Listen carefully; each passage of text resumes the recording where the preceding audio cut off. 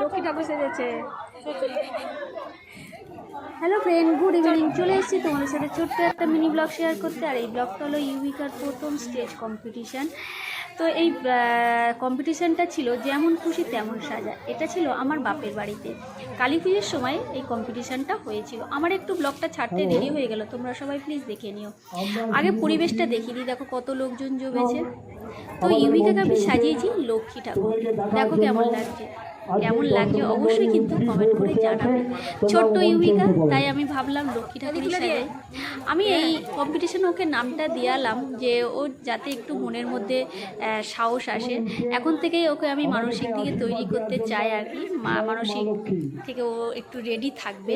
ছোট্ট ইউবিকা পরে পরে যত বড় হবে কম্পিটিশান জিনিসটা ওর কাছে যাতে না কোনো সময় মানে ভয়ের কারণ না হয়, ক্যাজুয়ালি নেয়। সেই জন্য আমি এখন থেকেই ওকে আমি স্টেজে তুলতে শুরু করেছি। সব থেকে ছোট প্রতিযোগিনী ছিল ইউবিকা।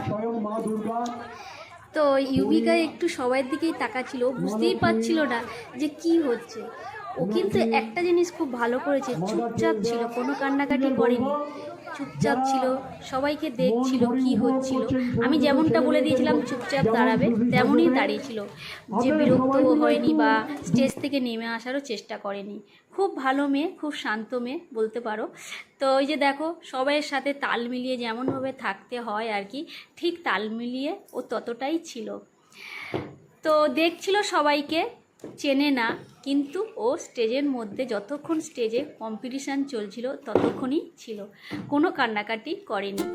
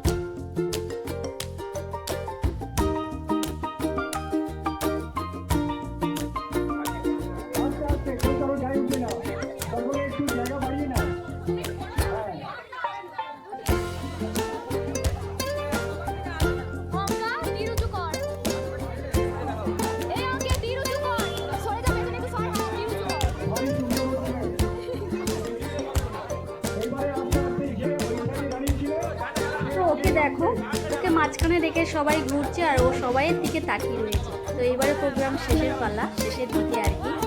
ব্লগটা কেমন লাগলো অবশ্যই তোমরা কমেন্ট করে জানাবে। আর এই যে ইউবিকার